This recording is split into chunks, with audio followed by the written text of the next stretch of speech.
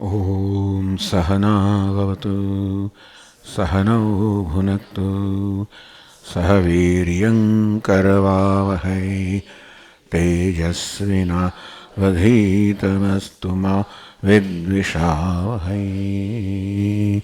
ॐ शान्ति शान्ति शान्तिः। ॐ पूर्णमदः पूर्णमिदं पूर्णात् पूर्णमुदच्यते पूर्णस्य पूर्णमादाय पूर्णमेवावशिष्यते। ॐ शान्ति शान्ति शान्तिः। श्रुतिस्मृतिपुराणानाम् आलयं करुणालयं नमामि भगवत्पादं शङ्करं लोकशङ्करं शङ्करं शङ्कराचार्यं केशवं बादरायणं सूत्रभाष्यकृतौ वन्दे भगवन्तौ पुनः पुनः। ईश्वरो गुरुरात्मेति मूर्तिभेदविभागिने व्योमवद्व्याप्तदेहाय दक्षिणामूर्तये।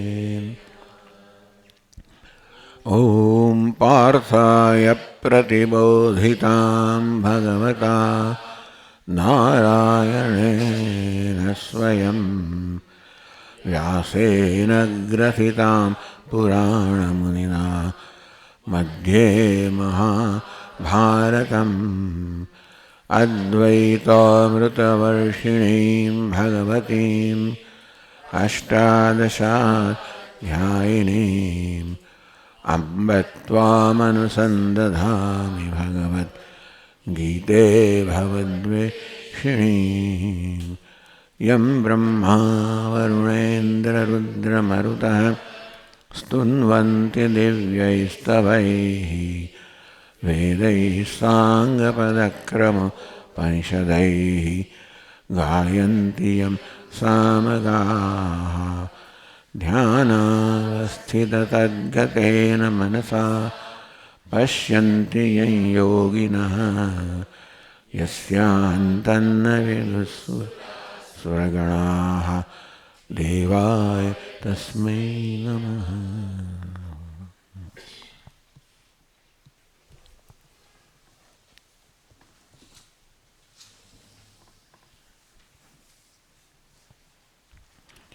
अहिंसा परमो धर्म भिक्षाशनम चेति। પહેલા અધ્યાયમાં અર્જુનની યુક્તિ પરથી આપણે આટલું જોઈ શકીએ કે અર્જુનના મનમાં આ પ્રકારનો નિશ્ચય જન્મ્યો, અહિંસા પરમો ધર્મ, અહિંસા પરમ ધર્મ છે અને ભિક્ષાસન અહિંસાનું પાલન કરે ક્ષત્રિય તો એને તો સંન્યાસ જ લેવો પડે ને ભિક્ષાટન કરવું પડે. એટલે ભિક્ષાસનમ છે, ભિક્ષાથી મળતું ભોજન એ પણ મારો ધર્મ છે. આવી જાતનો બુદ્ધિ કહો આવો નિર્ણય અર્જુનના મનમાં જન્મ્યો અને તેથી યુદ્ધથી વિમુખ થઈ ગયો. નયોત્સ્ય હું યુદ્ધ નહીં કરવું એવું કહેશે, એની પાછળ આ કારણ છે. અર્જુનના મનમાં આ પ્રકારની બુદ્ધિ જન્મી કે આ પ્રકારની વૃત્તિ જન્મી કે અહિંસા પરમ ધર્મ છે.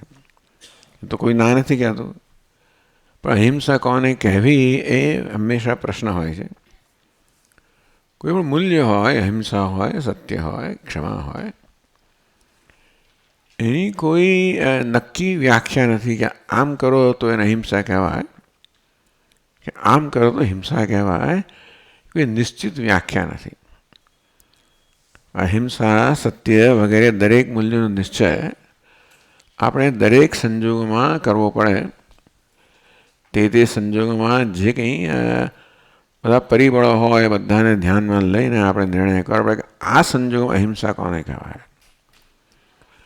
એટલે યુદ્ધ ન કરવું એટલે અહિંસા એવો અર્જુનનો જે નિશ્ચય હશે મનમાં કે યુદ્ધ કરવું અને તેથી આ બધાનો વધ કરવો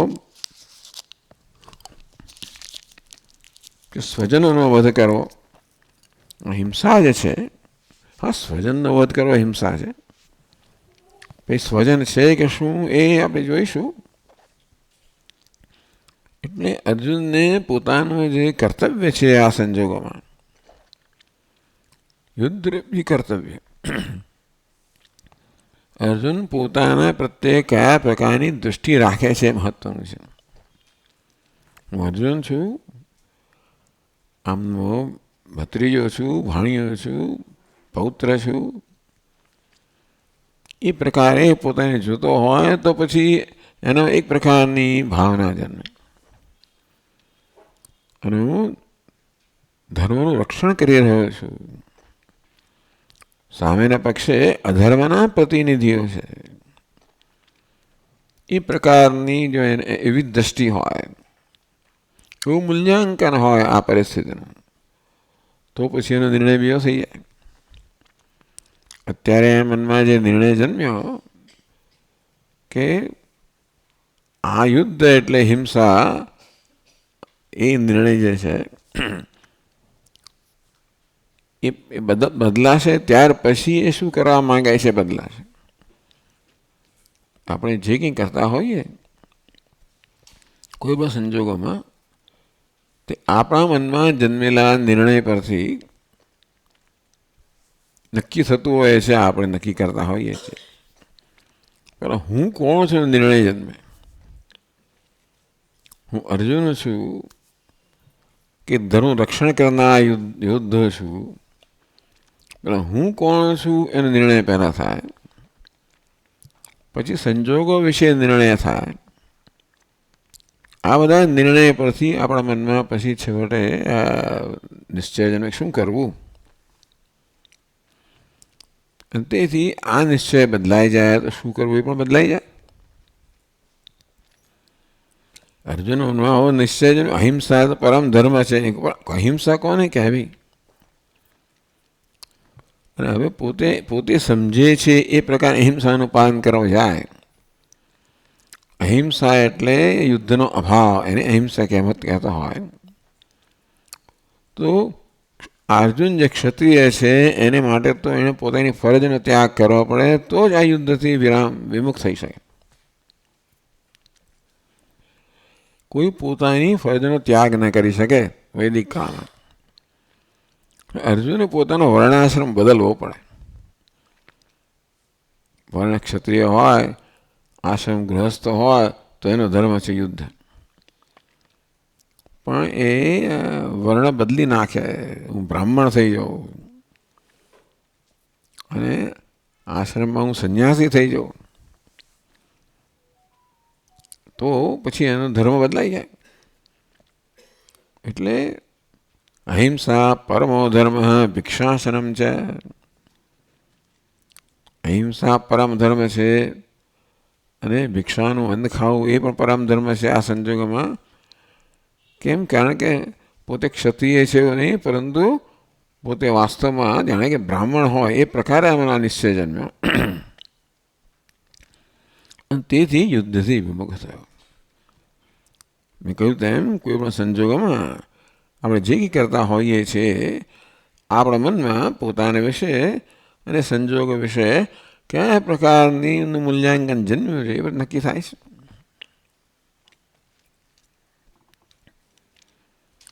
અને તેથી ધૃતરાષ્ટ્ર અંદર ખુશ થતા હશે.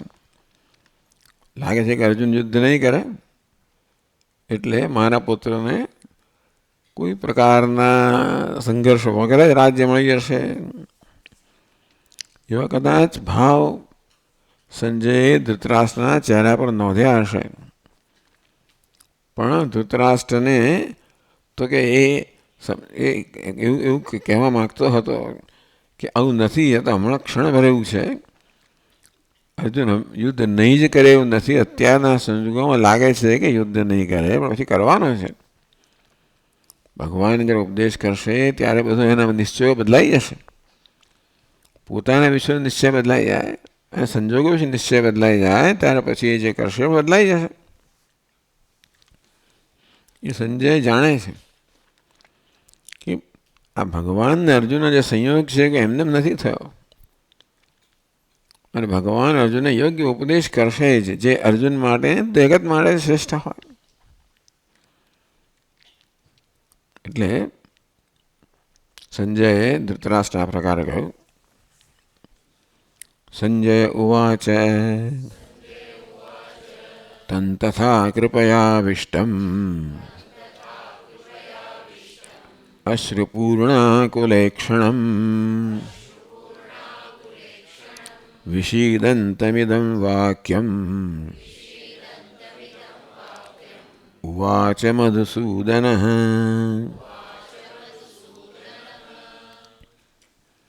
સંજય કહ્યું તમ તથા કૃપયાવિષ્ટમ. કૃપયા આવિષ્ટમ આ કર્મણી પ્રયોગ છે. એટલે કે કૃપાએ અર્જુનના મનમાં પ્રવેશ કર્યો. કૃપા અર્જુન આવિષ્ટ વ્યાપી ગઈ. કે અર્જુન પોતે કૃપાનું આહ્વાન નથી કર્યું, પણ કૃપાએ અર્જુનના મનમાં પ્રવેશ કર્યો. એના કારણે અશ્રુપૂર્ણ આકુલ ઈક્ષણમ, જેથી એની આંખમાં આંસુ આવી ગયા, આંખો ચકળ વિકળ થઈ રહી છે એવું અર્જુન. ટૂંકમાં આ જે છે શોક, અશ્રુપૂર્ણાકુલેક્ષણમ એ શોકનું પ્રદર્શન કરે છે. શોક અપર પર્યાય ચિત્ત વ્યાકુલી ભાવ. ચિત્ત વ્યાકુળ થઈ ગયા એમ કહો કે પછી એના મનમાં શોક જન્મ્યો. વિષીદંતમ અને માટે એટલે વિષાદ અર્જુન પોતે કરી રહ્યો છે. એટલે આ પ્રકારનો જે પ્રયોગ કરે વ્યાકરણમાં, કૃપયા તમ આવિષ્ટમ, કૃપાએ અર્જુનના મનમાં, દયાએ અર્જુનના મનમાં પ્રવેશ કર્યો. કે અર્જુનના મનમાં કૃપા કે દયા વ્યાપી ગઈ.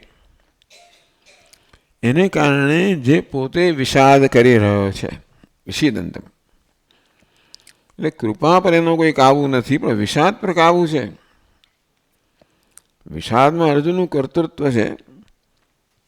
અર્જુન મનમાં જે પ્રકારની સમજ અત્યારે છે એને કારણે એના વિષાદ જન્મ્યો છે. એ સમજ બદલાઈ જાય તો વિષાદ જતો રહે. એટલા માટે આ પ્રકારે વ્યાકરણમાં વિષીદંતમ, વિષાદ કરેલો અર્જુન. અને તેથી એની આંખોમાં આંસુ આવી ગયા, આંખો ચકાળવકાળ થઈ ગઈ. ઇદમ વાક્યમ ઉવાચ. આવું જોઈને ભગવાન મધુસૂદને આ પ્રકારનું વાક્ય અર્જુનને કહ્યું.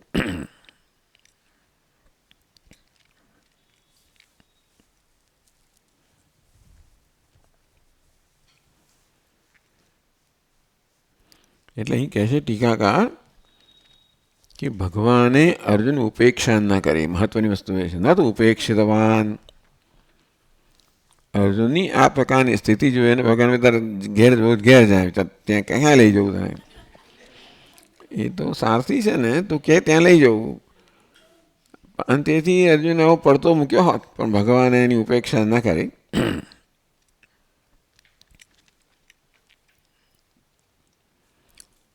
તો મધુ નામના અસુરને સુદનને વેદ કરનાર મધુસૂદન એમ કરીને ભગવાનનો કયા પ્રકારનો મૂળ છે, કયા પ્રકારનો ભાવ છે એ પણ બતાવે છે. કે અર્જુનને પણ આ પ્રકારે શત્રુનો વધ કરવા માટે પ્રેરિત કરશે. મધુસૂદન છે તો ભગવાનનું વાક્ય કહે છે આગળ. શ્રી ભગવાન ઉવાચ કુતસ્ત્વા કશ્મલમિદં વિષમે સમુપસ્થિતમ અનાર્યજુષ્ટમસ્વર્ગ્યમ અકીર્તિકરમર્જુન.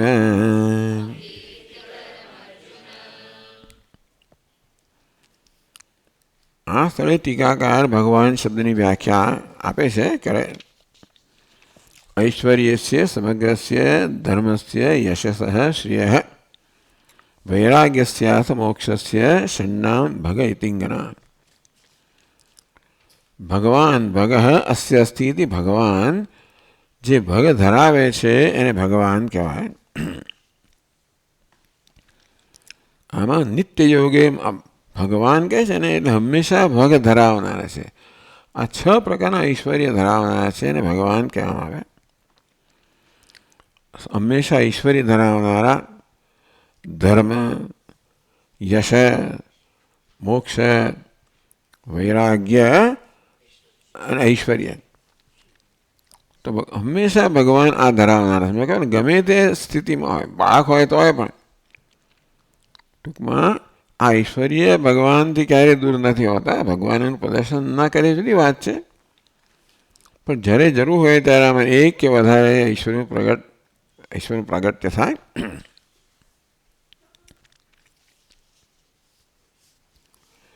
વળી ભગવાનની બીજી વ્યાખ્યા કરે છે, ઉત્પત્તિમ ચ વિનાશમ ચ ભૂતાનામ આગતિમ ગતિમ વેત્તિ વિદ્યામ અવિદ્યામ ચ સવાચ્યો ભગવાનિતિ. શ્રી ભગવાન વાચે. તો શ્રી કૃષ્ણની ભગવાન એ પ્રકારનું વિશેષણ કહેવામાં આવ્યું. તો ભગવાન એટલે ભગ ધરાવનાર, પેલા 6 પ્રકારના ઐશ્વર્યને ભગ કહે છે એ ધરાવનારને ભગવાન કહેવામાં આવ્યા. ભગવાનની સ્વતંત્ર ભગવાન શબ્દની સ્વતંત્ર વ્યાખ્યા પણ છે.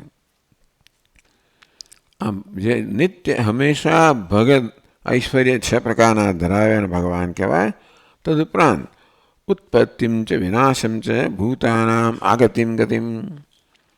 ઉત્પત્તિ, વિનાશ, ભૂત એટલે પ્રાણીઓની સંપત્તિ, વિપત્તિ. વેત્તિ વિદ્યામ અવિદ્યામ છે, વિદ્યાને પણ જાણે છે, અવિદ્યાને પણ જાણે છે, એને ભગવાન કહેવામાં આવે છે.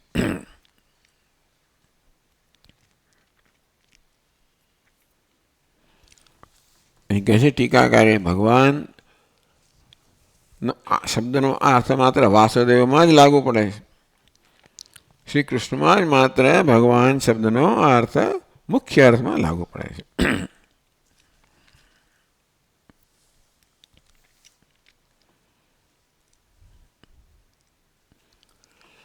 કહે છે કુતસ્ત્વા કશ્મલમ ઇદમ વિષમે સમુપસ્થિતમ અનાર્યજુષ્ટમ અસ્વર્ગ્યમ અકીર્તિકરમ અર્જુન. તો આ ક્લૈબ્ય એટલે નિર્મળતા. આ શ્લોક સૌથી પહેલો પરિચય મારો થયો મોટા સ્વામીજી સાથે. પહેલાં સાંભળ્યા મેં એમને વડોદરામાં. તો આની વ્યાખ્યા કરતા હતા. એ તો ક્લૈબ્ય એટલે એમની રીતે જે કહેતા હશે ક્લૈબ્ય એટલે પુંસકતા વગેરે એવો અર્થ કરીને અર્જુન બરાબર જાણે કે એની ટીકા કરતા હોય. પણ તે વખતે એ પણ એમની ઉંમર પણ બહુ ઝાઝી નથી તે વખતે. 1960 વર્ષના હશે કદાચ, એટલા પણ નહીં. પણ એટલે હા, તો એમ બરાબર ઊંચા આમ અને પાછી પેલું એમનું ઉપવસ્ત્ર રાખેલું આમ ચાલે બરાબર. એમની પેલી ઊંચી એડીવાળી સાંકળી ખટાખટ કરતા. એટલે જે પ્રકારનું પૌરુષત્વ એ અર્જુનમાં ઈચ્છતા હતા એવું પોતે દર્શાવતા હોય. પહેલી વાર મને આવા દર્શન થયા અને ત્યારથી એમનાથી ખૂબ પ્રભાવિત થઈ ગયો. એમનાથી એ પ્રવચનોમાં જે કંઈ સમજાવો એ તો ખરું, પણ આટલું યાદ છે મને. આ ક્લૈબ્ય શબ્દ યાદ છે અને એમનું જે વ્યક્તિત્વ હતું એ મને યાદ છે. તો ક્લૈબ્યમ માસ્મગમ પાર્થ, હે પાર્થ નિર્બળતા અને તું વશના થઈશ ને એ તો ત્વયી ઉપપદ્યતે. ત્વયી એટલે તું અર્જુન જે પરંતપ છે, પછી કહે છે પરંતપ પરાન શત્રુન તાપયતી પરંતપ. જેને હાજરીમાં શત્રુઓ સંતપ્ત થાય છે એવો અર્જુન હતો અને પરંતપ તરીકે જાણીતો હતો. એટલે ભગવાન અર્જુન યાદ કરાવે છે કે અર્જુન તો પરંતપ એ જ જાણીતો છે અને શત્રુઓ તારાથી ડરતા હોય છે હંમેશા તારા હવા માત્રથી. એવો તું પાર્થ સંબોધન કરીને કહેવા માગે તું પૃથાનો પુત્ર છે એમ કરીને એની માતા જે છે એને યાદ દેવડાવે છે કે આ માનો પુત્ર છે. એમ કે માના કે સ્ત્રીના કેટલાક ગુણો તો અત્યારે દર્શાવી રહ્યો છે હે પાર્થ. નહીં તત્ ત્વયી ઉપપદ્યતે, ત્વયી તને અર્જુનમાં. અર્જુન તો ખૂબ પ્રસિદ્ધ છે, મોટા મોટા સંગ્રામો માટે પ્રસિદ્ધ છે. અને એમ કહેવાય ભગવાન શિવજી સાથે પણ યુદ્ધ કરેલું છે, પરશુરામજી સાથે યુદ્ધ કરેલું છે, એટલે ખૂબ પ્રસિદ્ધ છે એના વીર્ય માટે, એને પ્રતાપ માટે. એવો તું અર્જુન ત્વયીને એ તો આ તને છાજતું નથી. બીજા કોઈ માટે કદાચ બરાબર હશે. આ સંજોગોમાં આ પ્રકારની નિર્બળતા અને કશ્મલ એટલે આ પ્રકારની મલિનતા, આનામાં ક્યાંથી આવો પ્રવેશ કર્યો? નહીં તત્વય ઉપદ્યતે, હે અર્જુન તને કોઈ રીતે છાછતું નથી. ક્ષુદ્રમ હૃદય દૌર્બલ્યમ, ક્ષુદ્ર હૃદયની ક્ષુદ્ર દુર્બળતા. આ હૃદયની દુર્બળતા છે અને તે ક્ષુદ્ર છે. ક્ષુદ્ર શબ્દ એટલા પણ આપે છે, ક્ષુદ્ર વસ્તુને કહેવાય જે ઝડપથી આપણે દૂર કરી શકીએ. એટલે કે અર્જુન દૂર કરવાનો છે, અથવા તો ભગવાન એને એ રીતે મદદ કરશે કે એની હૃદય દુર્બળતા દૂર થઈ જાય. એટલે આ હૃદય દૌર્બલ્ય બહુ બળવાન નથી, ક્ષુદ્ર છે. ધ્યક્ત્વા, હે અર્જુન, આ ક્ષુદ્ર હૃદયની આ ક્ષુદ્ર દુર્બળતાનો ત્યાગ કરીને તું ઉત્તિષ્ઠ, તું ઊભો થા. અર્જુન બેસી ગયો છે. પહેલા અધ્યાયને તમે કહેવામાં આવ્યું વિસૃજ્ય સશરમ ચાપમ શોક સંવિગ્ન માનસ. શોકથી જેનું માનસ વ્યાપી ગયું છે એવો અર્જુને આ ધનુષ્યમાણનો ત્યાગ કરીને એ રથની વચ્ચે ફસરાઈ પડ્યો. એટલે યુદ્ધ માટે બેસી જવું એટલે યુદ્ધનો પુરુષાર્થનો ત્યાગ. ઊભા થવું એટલે પુરુષાર્થ છે એને વળી સ્વીકારવો. તો ભગવાન ઉત્તિષ્ઠ જ્યારે કહે છે એમાં તો ઊભો થાય ને, એટલે કે યુદ્ધ માટે તૈયાર થાય.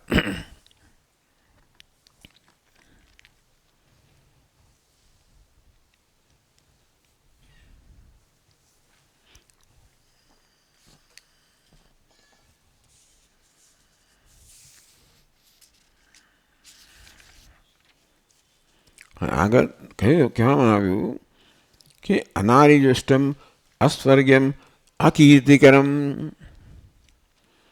આ કશ્મલ છે, આ મલિનતા છે, વિષમે સમુપસ્થિતમ. આ શ્લોક આપણે વાંચ્યો. હા, તો વિષમ એટલે વિષમ સંજોગોમાં, અયોગ્ય સંજોગોમાં તારામાં આ જે કશ્મલ કહો, મલિનતા કહો, દુર્બળતા કહો, જે ઉપસ્થિત થઈ છે. અનાર્યજુષ્ટમ અસ્વર્ગ્યમ અકીર્તિકરમ.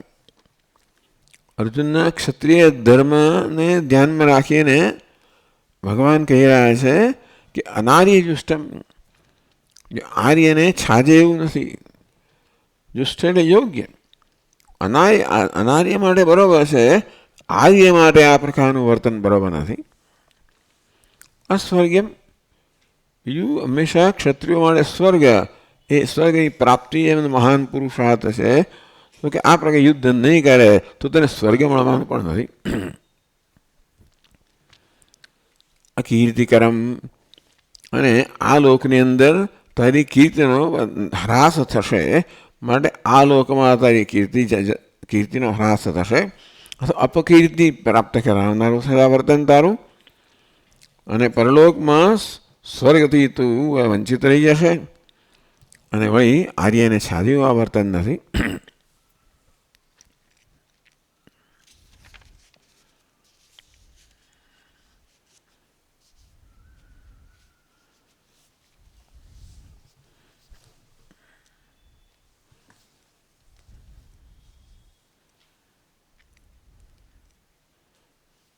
તથા ચ મોક્ષકામૈ સ્વર્ગકામૈ કીર્તિકામૈશ્ચ વર્જનીયમ. તો મોક્ષની ઈચ્છા ધરાવતા હોય, પરલોકમાં સ્વર્ગની ઈચ્છા ધરાવતા હોય, આ લોકમાં કીર્તિની ઈચ્છા ધરાવતા હોય, બધી જ રીતે આ તારું જે વર્તન છે, એટલે કે આ યુદ્ધ ન કરવાનું, એ બધી જ રીતે અયોગ્ય છે, અને તેથી આ લોકમાં ને પરલોકમાં ને મોક્ષ છે એ બધા લોકથી પર છે. આ લોકમાં અપકીર્તિ આપનારું છે, પરલોકમાં સ્વર્ગથી વંચિત રાખનારું છે, અને પુરુષાર્થમાં મોક્ષથી વંચિત રાખનારું છે. બધી જ રીતે આ તારો નિર્ણય છે કે વર્તન છે એ અયોગ્ય છે.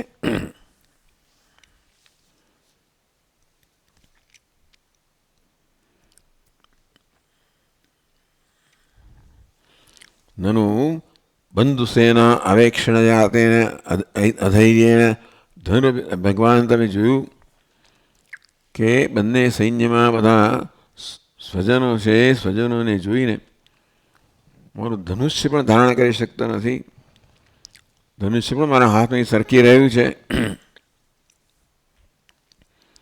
એવું હું શું કરી શકું? તમે જુઓ છો ને અત્યારે મને આવું તો અત્યારે કરી શું શકું? ધનુષ્ય ધારણ કરવા પણ શક્તિમાન નથી તો કિમ મયા કર્તુમ શક્યમિતિ, આવો હું શું કરી શકું? ક્લૈબ્યમ તો કે માસ્મગમ પાર્થ, હે પાર્થ ક્લીબતાના ભાવને તું વશના થઈશ. હે પાર્થ પૃથાતનય, પૃથા પુત્ર ટૂંકમાં પૃથાના પુત્રો બધા વીર્ય અતિશય વીર્ય માટે પ્રસિદ્ધ છે. એટલે પૃથાનો પુત્ર હોવાને કારણે આ પ્રકારની નિર્બળતા પણ તને યોગ્ય નથી. અર્જુનત્વે બી, અને અર્જુન માટે તું જે પ્રસિદ્ધ છે એ માટે ભાઈ નહીં ભાઈ ઉપપદ્યતે, તું જે અર્જુન છે સાક્ષાત મહેશ્વર સાથે જેણે યુદ્ધ કરેલું છે અને એને માટે આ વર્તન છાસતું નથી.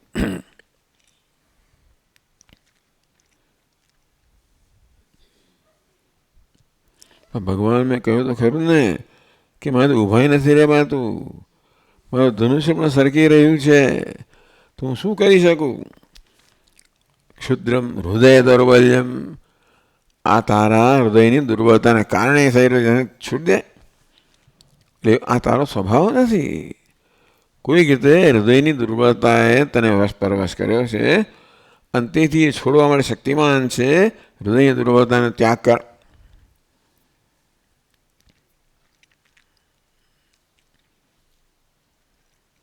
ક્ષુદ્રમ ટૂંકમાં જેનો ત્યાગ કરી શકાય એવું ક્ષુદ્ર છે, અલ્પ છે. ઉત્તિષ્ઠ યુદ્ધાય સજ્જો ભવ, હે અર્જુન તું ઊભો થા, યુદ્ધ માટે સજ્જ થા. હે પરંતપ, અર્જુન યાદ દેવડાવે છે કે પરાન શત્રુન તાપયતી, જે શત્રુઓને હવા માત્રથી સંતપ્ત કરે છે. આ પ્રકારે ભગવાન થોડું ખખડાવ્યા એમ કહી શકાય. એટલે અખંડાનંદજી મહારાજ વર્ણન કરે કે દીકરો બહારથી આવ્યો, નાનો બાળક, અને મિત્રો સાથે લડીને આવે ને માર ખાઈને આવે હોય, ઘણી વાર રડતો આવે, માર ખાઈને આવે, ત્યારે બાપ પાસે કે રડીને આવે, માર ખાઈને આવે, ઉપરથી એક તમાશે મારે, તૈયાર થઈ જાય. પેલો મેં કહે છે અર્જુન કે હું આવી સ્થિતિમાં શું કરી શકું? તો અર્જુન ભગવાન પાસે એને ઠપકો આપે છે. તે કહે કે માં છે ને આ બધું જોતી હોય, બાળાની પાછળ છુપાયેલી હોય, બાપનો હાથ જરા ઉઠે ત્યારે આવીને તરત એમને પકડી લે, વચ્ચે આવી જાય, પિતા અને પુત્રની વચ્ચે આવી જાય અને પુત્રનું રક્ષણ કરે. તેવી રીતે ભગવદ્ ગીતા પણ ભગવાનના હૃદયમાં છે જ. આ બધું સાંભળી રહ્યા છે. જ્યારે આવી રીતે ભગવાન આવા કઠોર શબ્દથી કેમ ક્લૈબ્યમ માસ્મગમ પાર્થ ક્ષુદ્રમ હૃદય દૌર્બલ્યમ ઉત્તિષ્ઠ પરંતપ, એને બહુ ભગવાન જરા થોડા ક્રૂર છે એમ કહી શકાય. એમને કોઈ પ્રકારની સહાનુભૂતિ છે જ નહીં અર્જુન માટે. પેલો બોલતા બિચારો સહાનુભૂતિની અપેક્ષા રાખી રહ્યો છે કે જોને મારા હાથમાં ધનુષ્ય પણ રહેતું નથી, આંખોમાં આંસુ આવી ગયા છે, ત્યારે સહાનુભૂતિનું પ્રદર્શન કરવાના બદલે એટલું ધમકાવે છે.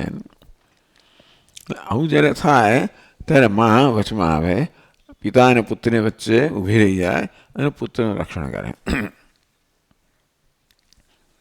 એ રીતે ગીતા માતા, કારણ કે ભગવાનના હૃદયમાં છે. ગીતા મેં હૃદયમાં પાર્થ, ગીતા તો ભગવાનનું હૃદય છે, એમાં જ રહેલા છે. અને આ બધું જોઈ રહ્યા છે અને તરત બહાર આવે છે. તે પણ એવું પણ નથી કે ભગવાને ગીતાની રચના કરી હોય. આ તો યા સ્વયં પદ્મનાભસ્ય મુખપદ્માદ વિનિસૃતા, સ્વયં વિનિસૃતા, સ્વયં ભગવદ્ ગીતા પ્રગટ થયા છે. એટલે ભગવદ્ ગીતાની રચના ભગવાને પણ નથી કરી. એ રીતે ભગવદ્ ગીતાને શ્રુતિનું છે ને, શ્રુતિ કહો વેદ કહો, એવો દરજ્જો આપવામાં આવે છે કે વેદ તો શ્રેષ્ઠ છે જ, પ્રમાણ છે, કાંઈ કોઈ રચેલા નથી, ઈશ્વર પ્રોક્ત છે. પણ ભગવદ્ ગીતા પણ કોઈ રચેલી નથી, ભગવાને પણ રચેલી નથી, એ પણ સ્વયં પ્રગટ થયેલા છે શ્રુતિની જેમ. અને તેથી ટૂંકમાં આવે તો મહાપુરુષો ભગવદ્ ગીતાનું મહત્ત્વ કે એનું ઉત્તમતા સમજાવે.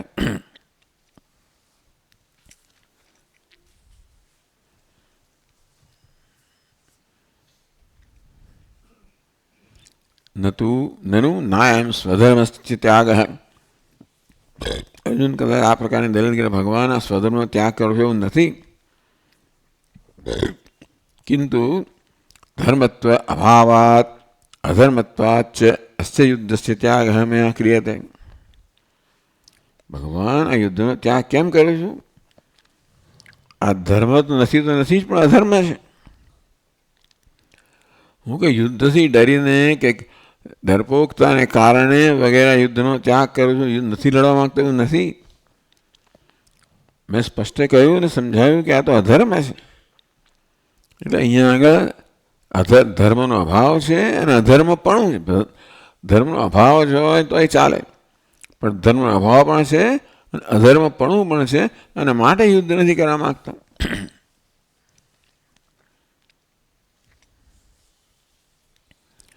એટલે ભગવાન અર્જુન શું કહી રહ્યા છે, તો શું અભિપ્રાય ધરાવે છે, અર્જુનને કહેવા પાછળ અર્જુન સમજ્યો નથી. અર્જુન પોતાની વ્યાખ્યા છે ને ધર્મની, એ વ્યાખ્યાથી જ અર્જુન આ પ્રકારે ભાવ દર્શાવે છે.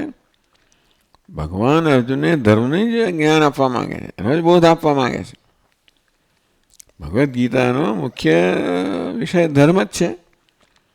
એટલે મહાપુરુષો સમજાવે ધર્મ ક્ષેત્રે કુરુક્ષેત્રે, ભગવત પહેલો શબ્દ જ ધર્મ છે. એમ પણ કહે કે પહેલો અક્ષર ધ છે, એમ છેલ્લો અક્ષર મ છે, એમ પણ કહે. એટલે ટૂંકમાં ધર્મ જ ભગવદ્ ગીતાનો મુખ્ય વિષય છે. અને એનું પાલન કરવા જ માગું છું. માત્ર ધર્મ કોને કહેવાય એનું અર્થઘટન અર્જુનનું એક છે અને ભગવાનનું બીજું છે. આમ ભગવાન ધર્મના કયા અર્થઘટનને ધ્યાનમાં રાખીને અર્જુનને કહી રહ્યા છે, અર્જુન સમજ્યો નથી. અને પોતે જે એને પોતાનો ટૂંકમાં પોતે સમજ્યો છે એ જ વસ્તુ આગળ કરે છે. એટલે કહે છે કે ભગવાન મેં કંઈ ડરપોકપણાથી આ ધર્મ યુદ્ધનો ત્યાગ નથી, હું નથી કરવા માગતો. મારી દ્રષ્ટિએ આ ધર્મ તો નથી જ, પણ અધર્મ છે, એ માટે આ યુદ્ધનો ત્યાગ કરવા માગું છું.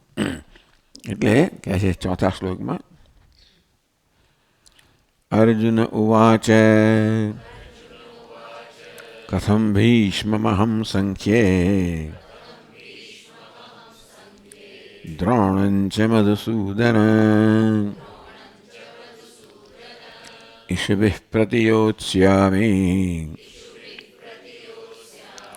પૂજાર્હા વરિસૂદન.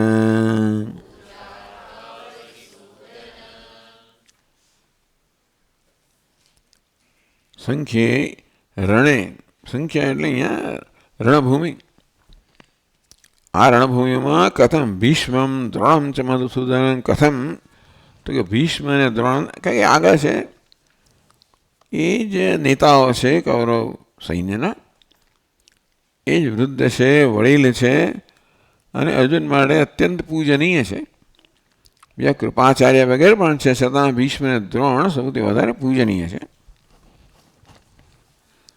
એકના ખોળામાં ઉછેરલો છે ને બીજા પાસે તેણે ધનુર્વિદ્યાનું જ્ઞાન પ્રાપ્ત કર્યું છે. એટલે એ બેનો ઉલ્લેખ કરે છે. ભીષ્મમ પિતામહમ દ્રોણમ ચ આચાર્યમ.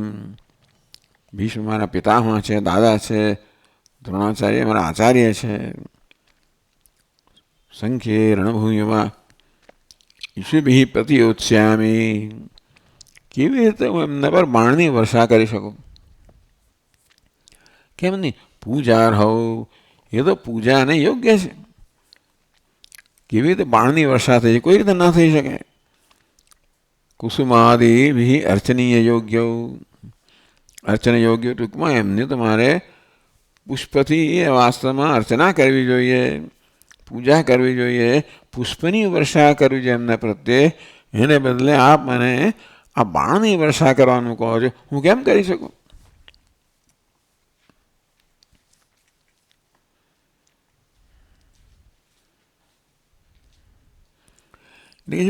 જે પૂજનીય હોય ને, કહેવામાં આવે છે કે તો તમારે રમત રમતની અંદર પણ એનું અપમાન ના કરવું જોઈએ. એટલે દાદા પૌત્ર અને પિતામહ સાથે રમતા હોય તો ક્રીડાની અંદર પણ એને પિતામહનું દાદાનું અપમાન ના કરવું જોઈએ. તું ને એવા બધા શબ્દો ના વાપરવા જોઈએ. આપણે આને જે પૂજનીય હોય, એ ગુરુ હોય, વડીલ હોય, બધા માટે આપણે ક્યારેય એવા શબ્દનો પ્રયોગ ના કરવો જોઈએ. એમને કોઈ ઈજા પહોંચાડવી, એમનું અપમાન કરતો દૂર જ રહ્યું. હું કૃત્ય, ત્વં કૃત્ય, હું, તું, એ બધા શબ્દો વડીલો હમણાં વપરાય જ નહીં.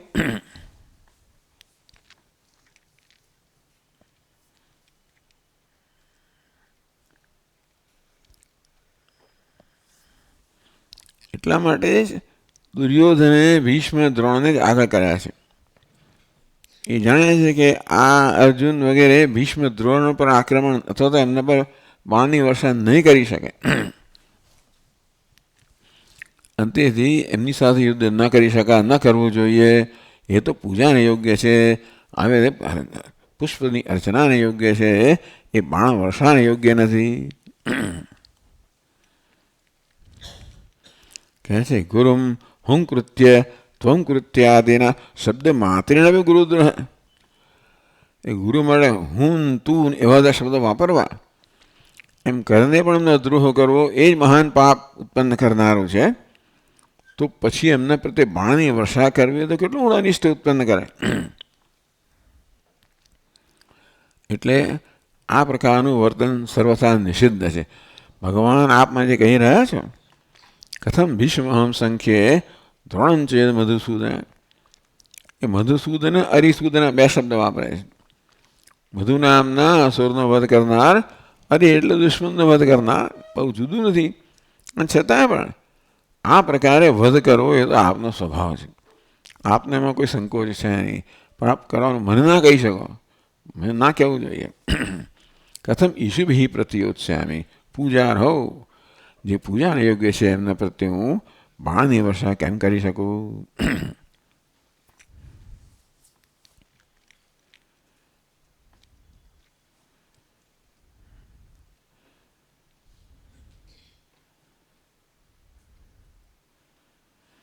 એ કહે છે કે જેમ આ ભીષ્મ દ્રોણ વગેરે પૂજનીય છે, બીજા પણ છે કૃપાચાર્ય વગેરે, પરંતુ અત્યારના સંજોગોમાં એના પર ગુરુ તરફ એની દ્રષ્ટિ ના હોવી જોઈએ. અત્યારે ગુરુ કહેવડાવવાને યોગ્ય નથી.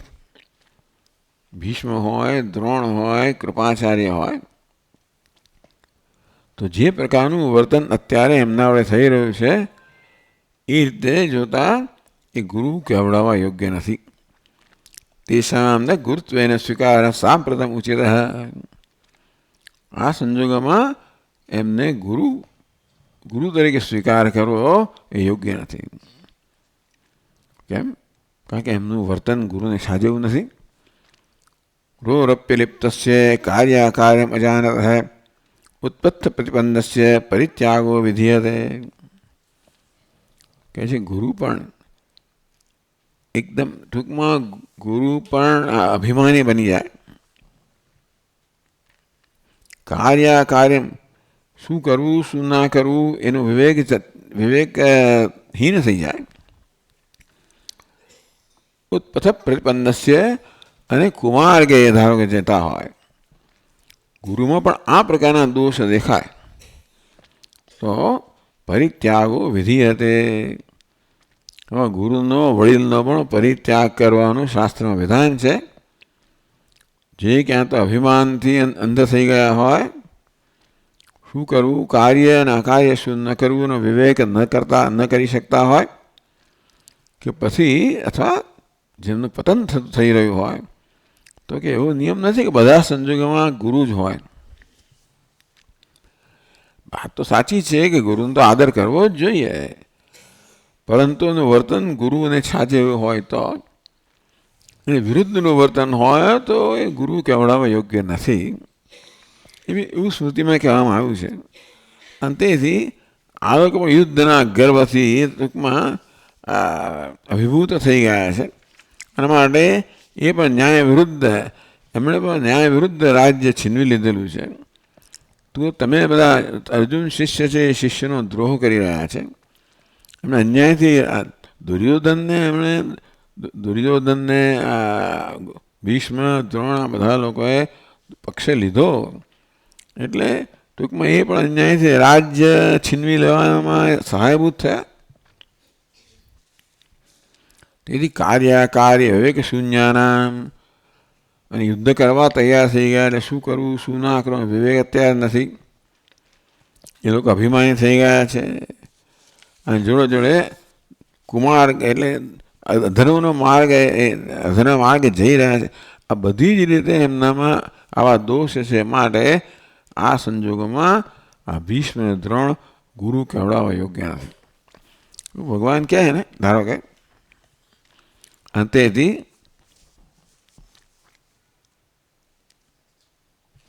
વધ એવ શ્રેયાન, જે કુમાર્ગનું અનુસરણ કરનારા છે એવા વડીલોનો વધ એ યોગ્ય છે. તો નહીં, એમ એવું વધ એટલા માટે યોગ્ય છે ક્યારેય પણ કે નહીં કરું તો વધારે અનર્થ થશે. કારણ કે દેવી કોઈ ગુનેગારને સજા કરવામાં આવે તો આમ તો ક્રૂરતા કહેવાય, પણ ન કરવામાં આવે તો એ જે વધારે નુકસાન કરવાનું છે એમાંથી એને છોડવા, એટલે ટૂંકમાં સમાજે છે ને, સમાજ એને છોડાવવા જોઈએ. એ પ્રકારે આ ગુરુઓ પણ છે, એમનું વર્તન યોગ્ય નથી, માટે એ ગુરુ કહેવડાવવા યોગ્ય નથી. અને ન હોય તો અત્યારે વધ કરવા યોગ્ય છે. ભીષ્મ દ્રોણ ગુરુ કહેવડાવવા યોગ્ય હોય તો કોઈ રીતે વધે યોગ્ય નથી. પણ જે પ્રકારનું વર્તન એમનું છે એ પરથી જોતા હવે એમણે ગુરુની જે દરજ્જો છે એને યોગ્ય નથી. તેથી ઉત્પથ નિષ્ઠાના, ઉલટા કુમાર્ગ એટલે ઉત્પથ એટલે ધર્મના માર્ગે જઈ રહ્યા છે. એના માટે તો કુમાર્ગે જઈ રહ્યા છે, એમને તો વધ યોગ્ય છે. એવું ધારો કે ભગવાન કહે, હા બોલતા નથી પણ આવી જાતની, કારણ કે સ્મૃતિ શાસ્ત્રમાં જે બધું કહેવામાં આવ્યું છે એનાથી અર્જુન વ્યવસ્થિત, ભગવાન તો હોય જ જાણે, પણ અર્જુન બહુ પરિચિત છે જ. અને તેથી ભગવાન ધારો કે કોઈ સ્મૃતિના ગ્રંથનો આધાર લઈને અર્જુન આ પ્રકારે કરવાનું કહે તો 5મા શ્લોકમાં અર્જુન કહે છે, ગુરુન હત્વા હિ મહાનુભાવાન શ્રેયો ભોક્તુમ ભૈક્ષ્યમપીહ લોકે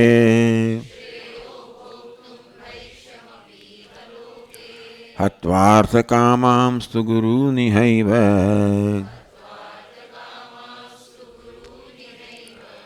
ભુંજીય ભોગાન રુધિરપ્રદિગ્ધા.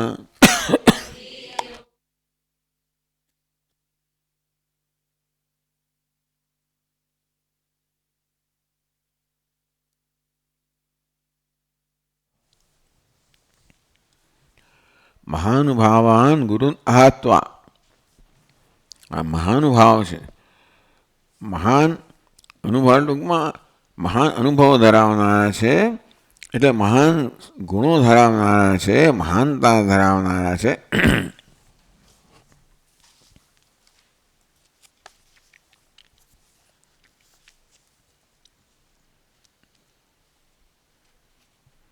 તથાપિ તો શ્રુત અધ્યયન તપ આચારાદિ નિબંધન પ્રભાવેશામ, જે અત્યંત પ્રભાવશાળી હોય, મહાન અનુભાવ એટલે અત્યંત પ્રભાવશાળી હોય. ભીષ્મ અત્યંત પ્રતાપી છે, પ્રભાવશાળી છે. કઈ રીતે? તો કહે છે કે ભાઈ જેમની ખૂબ શ્રવણ કર્યું હોય શાસ્ત્રનું, ખૂબ અધ્યયન કર્યું હોય, ખૂબ તપસ્વી હોય, સદાચારી હોય, આ પ્રકાર એને કારણે અત્યંત પ્રભાવશાળી છે. ટૂંકમાં એમણે કંઈ પ્રભાવ માટે પ્રયત્ન કરવો જ નથી. એમની હાજરી માત્રથી ભીષ્મ દ્રોણ છે અત્યંત પ્રભાવશાળી છે, પણ મહાનુભાવ છે, અત્યંત મહાન પ્રભાવશાળી છે. તથા છે કાલ કામાદયો બી યહી વશીકૃતાન, અમને કોઈ વધ કરી શકે એમ છે જ નહીં. એટલે ભીષ્મને પણ વરદાન છે, એટલે ઈચ્છા મૃત્યુ છે, અને દ્રોણનો કોઈ વધ કરી શકે એમ નથી. એટલે આ બંને આ બધા કાલને એટલે મૃત્યુને, કામ એટલે કે ઈચ્છા તો કોઈ સવાલ જ નથી. આ બધા વિજય એમણે પ્રાપ્ત કર્યો છે. એવા અત્યંત પ્રભાવશાળી આ ગુરુઓ છે. પુણ્યાતિશયશાળીના, અંતેથી અત્યંત પુણ્ય ધરાવના પુણ્યશાળી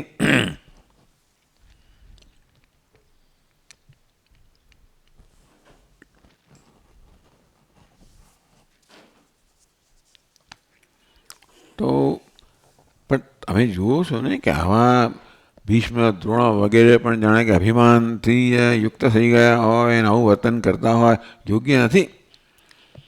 તો કહે છે કે ભાઈ ધર્મ વ્યતિક્રમો દૃષ્ટ ઈશ્વરણામ ચ સાહસમ, જે આવા પ્રભાવશાળી હોય, ઐશ્વર્યશાળી હોય, એ કદાચ ક્યારેક ધર્મનું અતિક્રમણ કરે કે કંઈક સાહસ, એટલે ધર્મ જે કરવું હોય એના કરતાં વિરુદ્ધ કરે, અને અધર્મનું આચરણને સાહસ કહેવાય. ધર્મની વિરુદ્ધ કરવું અને અધર્મનું આચરણ કરવું, એટલે આ પ્રકારે આવું વર્તન કરતા હોય, જે અત્યારે અર્જુનની દ્રષ્ટિએ ભીષ્મ દ્રોણ કરી રહ્યા છે. તેજીય સામ્ન દોષાય વન્ને સર્વભુજો યથા, તેજસ્વી મહાપુરુષો માટે એક દોષ જન્માવતો નથી. અગ્નિ ગમે તે ભક્ષણ કરે તો અગ્નિ દૂષિત થતો નથી. અગ્નિ કેવો તેજસ્વી છે, તો તેજસ્વી અગ્નિ જેવી રીતે ગમે તે ખાય પીએ ભક્ષે તો પણ ભક્ષણ કરે તો પણ જેમ એ દૂષિત થતો નથી, તો આ મહાપુરુષો જે આવા તપશ્ચર્યા અને વગેરેથી અત્યંત પ્રતાપશાળી છે, એ લોકો અને વર્તન કોઈ રીતે એમને દૂષિત નથી કરતો.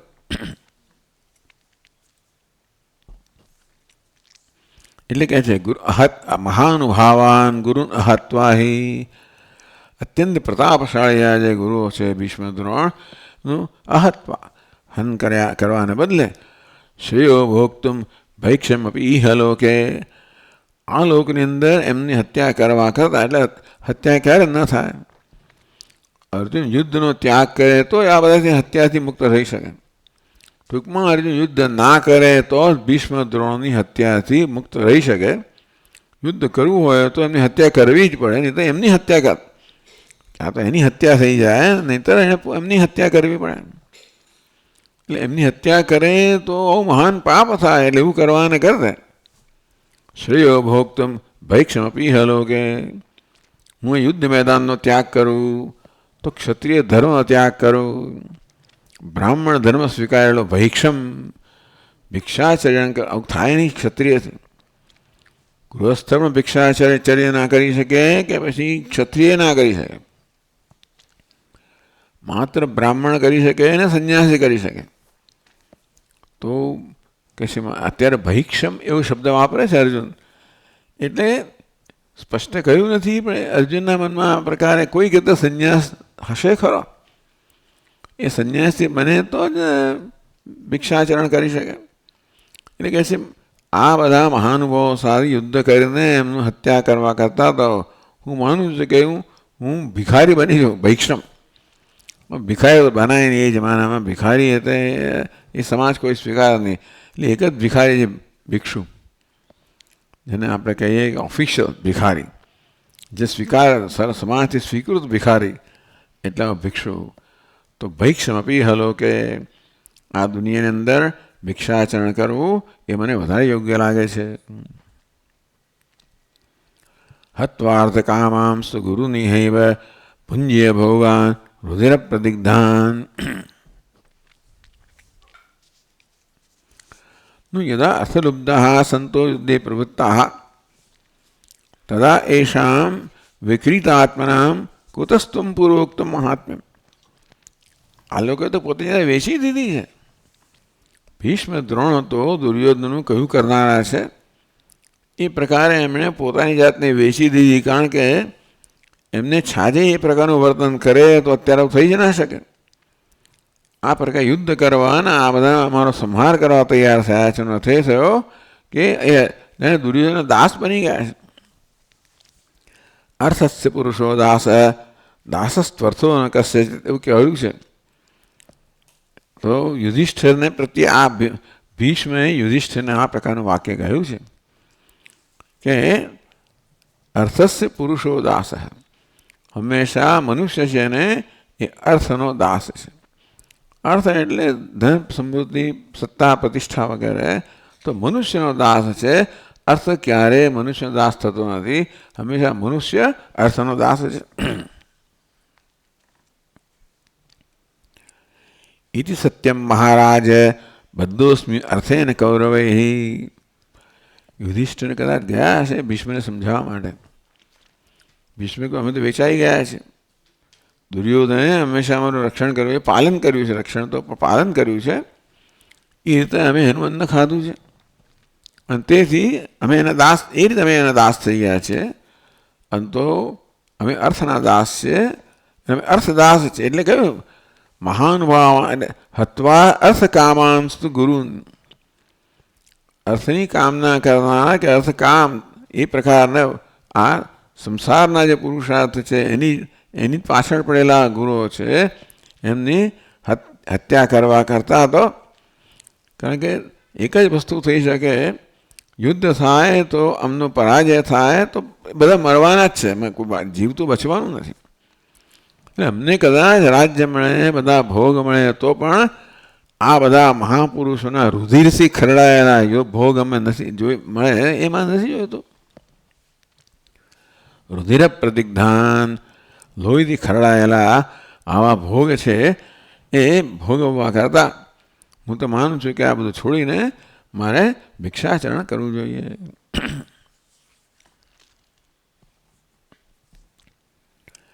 અસુલબ્ધાપી તે મદ અપેક્ષા ગુરવ ભવંતી.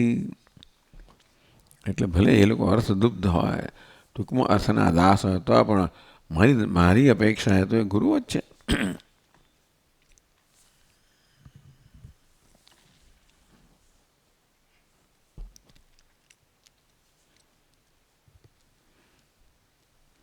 અને ધારો કે હું આ લોકોને હત્યા કરું તો મળશે શું મને? માત્ર ભોગ મળવાનો છે, મોક્ષ તો મળવાનો નથી. આવા ગુરુઓની મહાનુભાવોની હત્યા કરીને મળશે શું? આ લોકની અંદર ભોગ મળશે, પરલોકમાં તો નહીં જ મળે.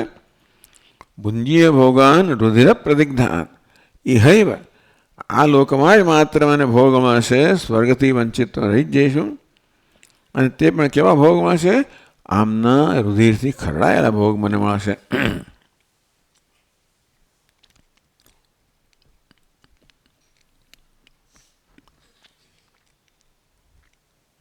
એટલે એક તો મને ભોગ જ મળશે, મોક્ષ નહીં મળે. એ પણ આ લોકમાં મળશે, પરલોકમાં નહીં મળે. અને આ લોકમાં મળશે તે પણ એમના લોહીથી ખરડાયેલા ભોગ મને મળશે. અયશો વ્યાપ્તત્વેન અત્યંત જુગુપ્સિતા હોય તે બધી જ રીતે અપયશથી વ્યાપ્ત છે, માટે એ તો સર્વ રીતે નિંદનીય છે આ બધા. તેથી જો આ લોકમાં જવું હોય તો પછી આ બધાને કારણે, એટલે આ લોકોમાં હમણાં સુખ નહીં મળે. એમને માર્યા પછી એમને રાજ્ય મળે, એમના લોહીથી ખરડાયેલા જે કંઈ ભોગ મળે એ આ લોકમાં અમને સુખ નહીં આપે. અને પરલોકમાં તો અમને શું થશે તો કહેવાની પ્રશ્ન જ નથી. આ પ્રકારે અર્જુન પોતાનો પક્ષ કહે છે કેમ યુદ્ધ ન કરવું જોઈએ? હવે અહીંયા લાગણીને વશ થવું કે વિવેકને વશ થવું, અર્જુન લાગણીને વશ થયેલો છે અને ભગવાન વિવેકનો ઉપદેશ કરી રહ્યા છે. આટલો જ ફેર છે. અર્જુન કહે છે ખોટું છે એવું નથી, પણ એ લાગણી વશ થઈને આ બધું બોલે છે. ભગવાન કહે છે વિવેકથી પ્રેરાયેલું છે, એટલે ભગવાન ક્રૂર છે એવું નથી, એ વિવેકનો ઉપદેશ કરી રહ્યા છે. એટલે એ ભગવદ્ ગીતાનો આ જ મુખ્ય, અર્જુન લાગણીથી પ્રેરાયેલો છે અને ભગવાન વિવેકનો ઉપદેશ કરી રહ્યા છે. લાગણી રાગદ્વેષ જન્મે, વિવેકથી રાગદ્વેષમાંથી તમે મુક્ત થાઓ. ચાલો પછી આગળ જોઈશું આપણે. ઓમ પૂર્ણમદ પૂર્ણમિદમ પૂર્ણાત પૂર્ણમુદચ્યતે પૂર્ણસ્ય પૂર્ણમાદાય પૂર્ણમેવાવશિષ્યતે. ઓમ શાંતિ શાંતિ શાંતિ. શંકરમ શંકરાચાર્યમ કેશવમ બાદરાયણમ સૂત્રભાષ્યકૃતૌ વંદે ભગવन्तौ પુનઃ પુનઃ. ઈશ્વરો ગુરુરાત્મેતિ મૂર્તિભેદવિભાગિને વ્યોમવદ્વ્યાપ્તદેહાય દક્ષિણામૂર્તયે નમઃ. શાંતિ શાંતિ શાંતિ. હરિ ઓમ. શ્રી ગુરુભ્યો નમઃ. હરિ ઓમ.